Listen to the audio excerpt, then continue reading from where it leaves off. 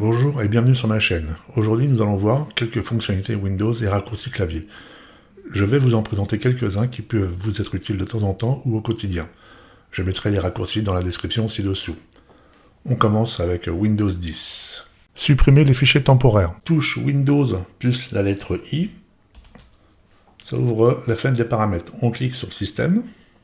Dans Système, on va sur le menu à gauche, on va sur Stockage. Et là, il va charger, donc selon la capacité du disque, hein, ça prendra plus ou moins de temps. On affiche les dossiers. Donc là, on est sur une VM, il n'y a pas grand-chose. Donc là, par exemple, on peut... là, on sait qu'il y a des applications, donc on ne va pas les supprimer, mais on peut aller prendre sur la corbeille et voir tous les fichiers qui peuvent être supprimés. Donc par défaut, il en a coché quelques-uns, mais on peut en rajouter d'autres. Hein. Donc attention à vérifier les fichiers... les éléments qui sont cochés, pas à supprimer n'importe quoi. Mais enfin, en règle générale, dans cette partie-là, il n'y a pas de danger. Donc, par contre, ça peut être pratique quand on a des grosses mises à jour Windows. Comme ils conservent les fichiers temporaires pendant un moment, ça permet de purger aussi un petit peu. Voilà pour cette partie-là. La touche Windows plus la lettre L permet de verrouiller le PC ou de changer de compte. Donc là, je ne vais pas le faire, sinon on va se retrouver dans le noir. Vous avez la touche Windows plus point d'interrogation qui permet d'afficher les emojis. Donc par exemple, vous êtes dans un fichier doc, par exemple, je vais prendre là, ça, voilà, on fait Windows, point d'interrogation, on choisit son personnage, et après on peut envoyer un texte. Donc cette fonction fonctionne dans partout où vous avez de la saisie. Donc il n'y a aucun problème. On peut fermer. Après, vous avez une touche qui est intéressante, c'est la touche Windows plus la lettre V. Elle vous permet d'afficher tous les copiés que vous avez dans le presse-papier. Donc on clique dessus, il ne se passe rien, hein, mais ça permet de voir si vous avez fait des copiés, de retrouver si quelqu'un a utilisé votre PC, tout simplement, aussi voir s'il a fait un copier, et ça permet d'afficher les éléments qui sont dans le presse-papier. Donc ça peut être pratique. Maintenant, nous allons voir aussi un truc qui est intéressant, c'est la création de bureaux virtuels. Donc pour créer un bureau virtuel sur Windows, c'est très simple, c'est la touche CTRL plus Windows plus la lettre D. CTRL Windows, lettre D. Donc là, il m'a créé un bureau, donc on va les différencier, je vais ouvrir des fenêtres. CTRL Windows D.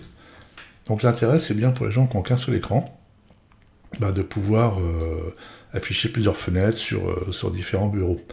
Donc pour afficher mes bureaux, c'est très simple, c'est CTRL, Windows, flèche gauche ou flèche droite, et on se déplace dans les bureaux.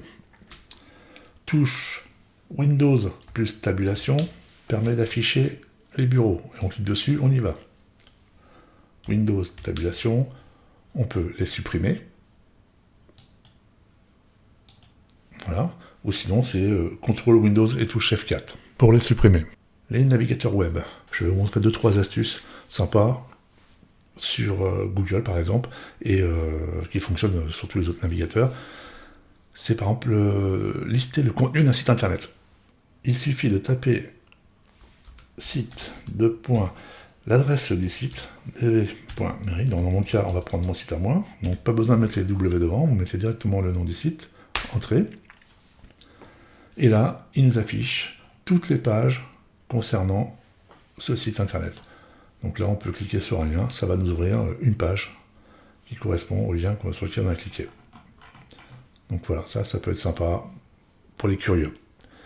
Une autre fonctionnalité qui est bien pratique quand on recherche des documents, que ce soit des fichiers PDF, XLS ou doc, et par exemple, vous recherchez une notice dans l'appareil, donc notice Sony HX60, et là vous tapez File, Type, PDF. Donc j'avais déjà fait ça auparavant, Entrée, et on clique sur le premier lien, et là, il m'affiche directement la notice. C'est bien pratique.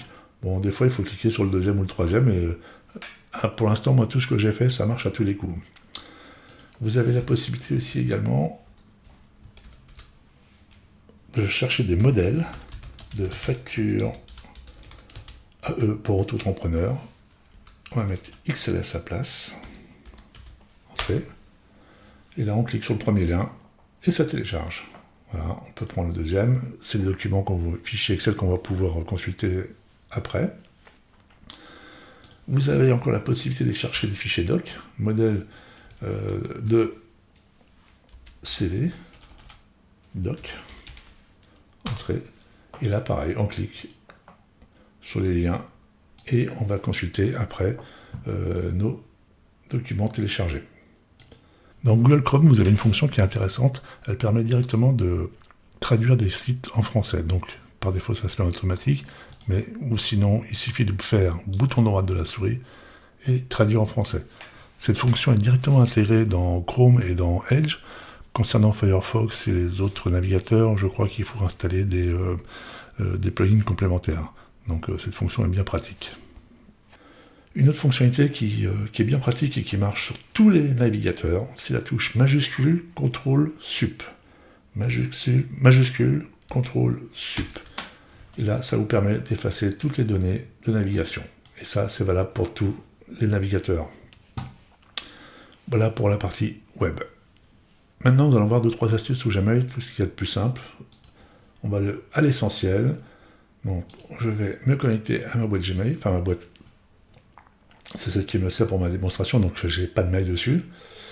Enfin bon, je vais faire l'explication, ça sera beaucoup plus simple. Première chose, vous avez la possibilité de traduire les mails en français. Donc, pour le faire, il suffit d'aller ouvrir votre mail que vous avez reçu qui est en anglais. On va dans les 3 petits points. Et là, on fait traduire le message. On peut changer la langue si besoin, mais bon, voilà, ça permet de traduire le mail directement. Ça, c'est pour la traduction. On a la possibilité de faire des envois de mails différés. Pour cela, on fait un nouveau message. On va l'appeler test@free.fr. Objet test. Et là, on va pas cliquer sur envoyer, mais dans la petite flèche à droite, et on va programmer un envoi. Donc soit on prend ceux qui sont préprogrammés, ou vous choisissez une date et une heure d'envoi. Donc on va mettre ça, programmer l'envoi. Donc voilà, ce mail partira avec la date et l'heure que vous avez programmée. Une autre fonction qui est intéressante dans Gmail, c'est d'annuler un envoi. Donc pour cela, il suffit d'aller dans la roue crantée, là, dans les paramètres, voir tous les paramètres, et ici, vous avez annulé l'envoi. Délai d'annulation d'envoi, il a actuellement, par défaut, est à 5 secondes. Vous pouvez le mettre à 10, 20 ou 30, on va le mettre par exemple à 30. On descend tout en bas, et on fait enregistrer l'action. Voilà. Donc là, maintenant, si je fais... Vous voyez, là, donc en planifié, j'ai bien un mail en attente de départ. Boîte, si je fais nouveau message, je refais un test, @free.fr, test, notification, voilà. Et là, je fais envoyer, par exemple, et là, maintenant, j'ai 30 secondes pour annuler ou afficher mon message. Donc là, si je vais l'annuler, je reviens dessus, et ça me permet de faire une correction si je me suis rappelé que j'avais un petit truc à mettre en plus ou une correction à faire. Donc ça c'est bien quand on est trop rapide sur les envois de mail, ce qui est souvent mon cas. Donc là, on peut arrêter cette partie-là. Une autre fonctionnalité intéressante sur Gmail, c'est la création de libellés. Ça vous permet de classer vos mails par dossier, par catégorie, et ça permet d'avoir des recherches plus faciles, et également tous les mails que vous voulez conserver, de ne pas les avoir tous dans la boîte de réception, parce que sinon après on n'en voit plus la fin. Donc je vous fais un tour rapide, parce qu'il y a beaucoup de fonctionnalités qui sont intéressantes avec le libellé, mais je vais au plus simple, celle que moi j'utilise au principal. Donc là, bien sûr, c'est pas ma boîte principale, donc j'ai qu'un seul mail. Donc on a la possibilité de créer des libellés en sélectionnant le mail, tout simplement. On clique ici, et là on va créer le libellé. Dans notre cas, c'est pub